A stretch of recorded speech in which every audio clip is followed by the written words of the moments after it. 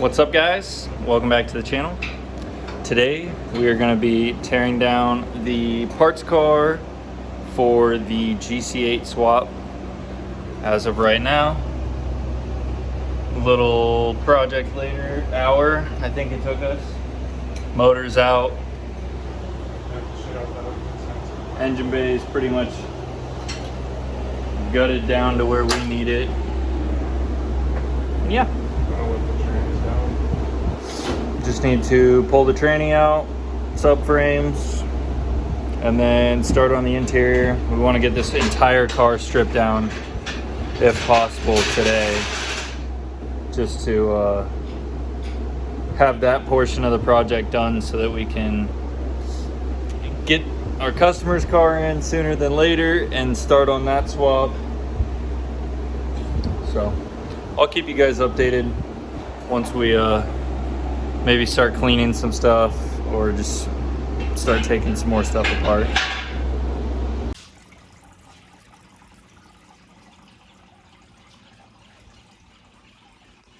A little bit stripped, huh? Oh yeah. Completely stripped. Ain't nothing left. So 3.5 hours to strip a running and driving car, minus the rear diff. Axles are out. yeah, we still gotta get it just a We got little rear bit. diff to take out. We're leaving spindles and shit in there. Yeah, because we might not need them for the swap car, and not like this has upgraded sway bars or anything like that we would want. But transmissions right here with 2 axles, the old clutch. It had like a stock clutch, but with a light and flywheel that's all screwed up. So luckily, our customer bought a new clutch that we're going to be doing. That's why the engine's up on a stand separated from the trans, or else we would have just dropped everything together. But we're obviously going to clean up the motor and the tranny best that we can, get it all clean, maybe paint some stuff. I don't know, it depends on what the customer wants to do. But stole the ABS module, all the lines, the booster, everything like that, because we don't know what we're gonna need line wise. I know that his GC has these too, so hopefully we can just bolt the ABS module right here, hook all the lines up the way they were in the GD to the GC. Full harness is out, obviously, that runs from here all the way around through there, up through here. We left the door harnesses together because we're gonna have to figure that out, because we are going from 4-door to 2-door. So we'll probably have to de-pin and figure out how to make certain plugs work. We're not sure about airbags. It's already been talked about with the customer that airbags might not be a thing for the next car. Obviously, if we can retain them and it's easy, we'll try to do that, but that's kind of what comes with the swap. My car doesn't have airbags, that's why I'm running harnesses and all the safety equipment to not have airbags. Austin, same thing with his car. I know I haven't gotten a video of this with the new front end, so I might as well show it now. Here's what this Panda Pig looks like. So brand new OEM fenders, bumper, hood still fucked, new hood scoop that just needs to be wrapped. He's back on the RPF ones because we traded his drag wheels that were on this for those BBSs that are powder coated. That's kind of the update for this car. Hopefully we can get it wrapped.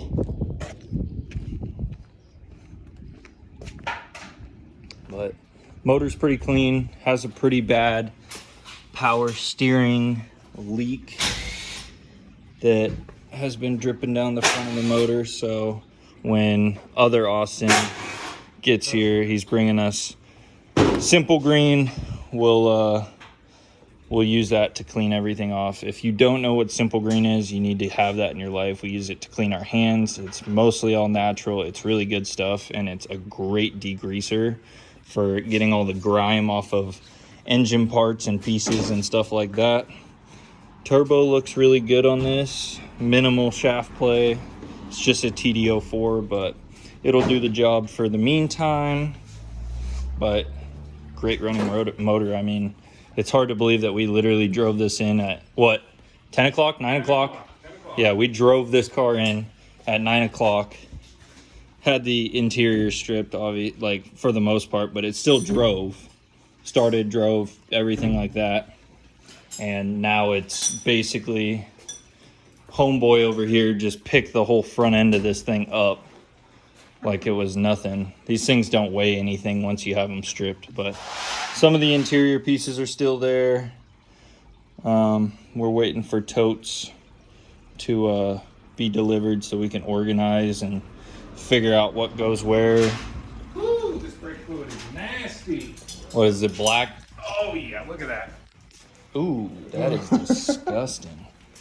Holy crap. I haven't seen brake fluid that bad in a long time. That's gnarly. Pitch black. Nasty, nasty. Wow. Are we going to be taking the brakes off of this? Yeah, oh definitely. I mean, even if he doesn't end up using it. Yeah. Brakes. We want to leave this a roller if we can. It makes it so much easier because I do want to keep this car until we get the majority of the cars, like the other cars, swapped.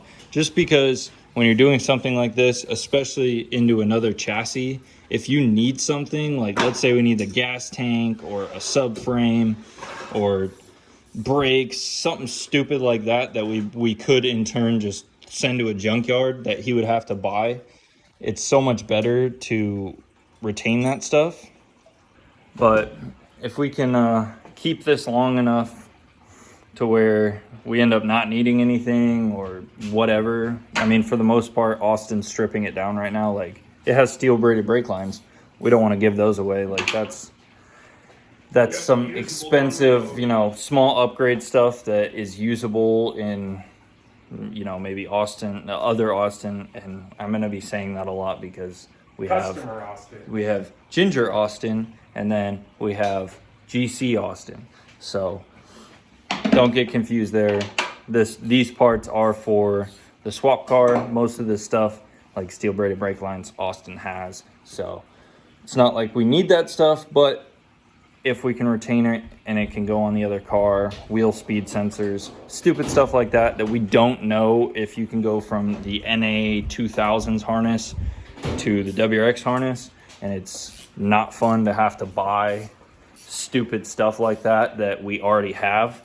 So we'll just keep trying to take little bits and pieces apart and retain as much of this car as we possibly can. As for concerns, something that we'll have to monitor, I'll show you right now. This trans seems to have a lot of grossness coming up.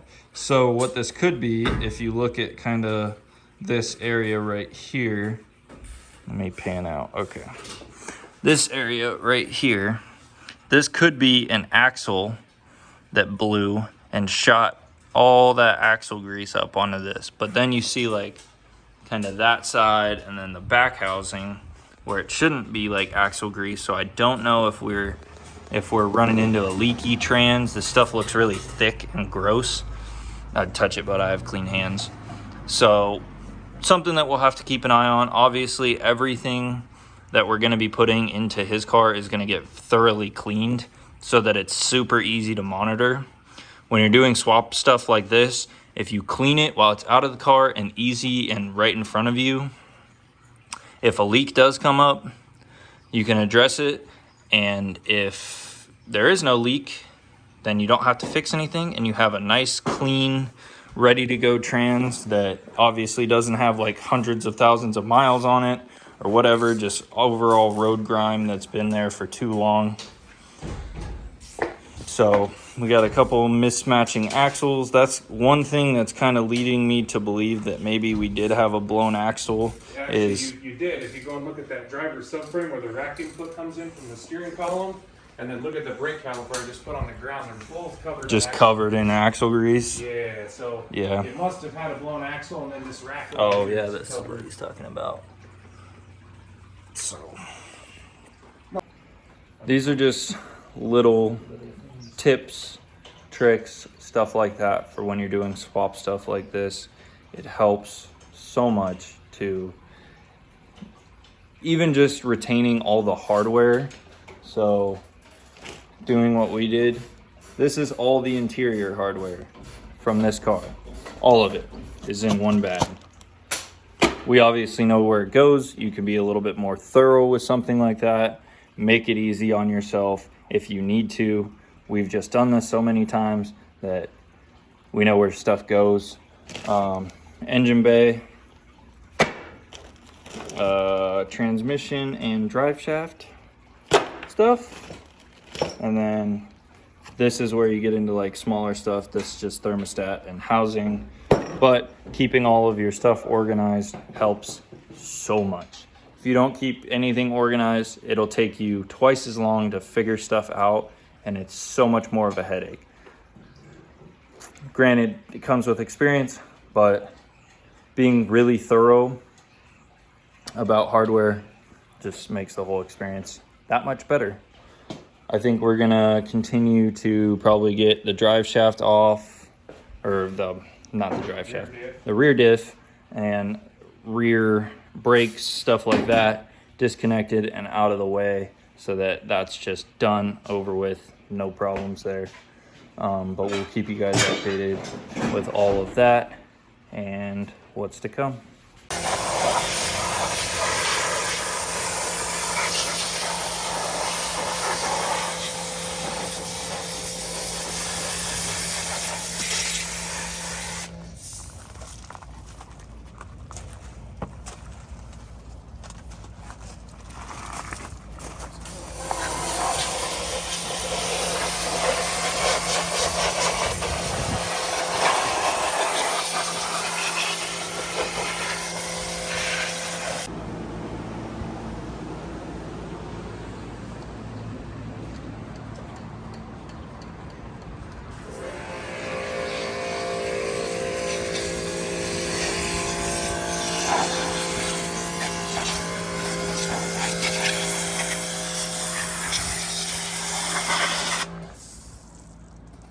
Looks good. Okay, everybody. So it's the next day, and I kind of wanted to. I think we left off with pressure washing and cleaning the engine. So our buddy, the other Austin, came over, and we obviously wanted to get the engine completely cleaned up, the transmission sprayed off and clean, and then organize all of the crap that we had laying all over the garage. Just because it's his whole swap, so we wanted to make sure that everything had a place. And so Austin brought over some totes and we put everything together. But I want to show you guys the engine that's clean, the transmission, rear diff, and then the car completely stripped down and like basically done, ready to leave, everything like that. So I will go over to the motor and we will talk about that. All right, so here we go. Very clean. Basically just any road grime, power steering leak, oil that had gotten down on the oil pan, just overall cleaned up. Top of the block was kind of covered in road grime and debris. We were able to get all that sprayed off. Didn't have any really bad valve cover leaks or anything like that, so we just, obviously sprayed that off. Sprayed the whole thing down with Super Clean. And I think if you remember on other Austin's WRX swap, when you spray these fuel rails with purple power or Super Clean or whatever, it turns them neochrome.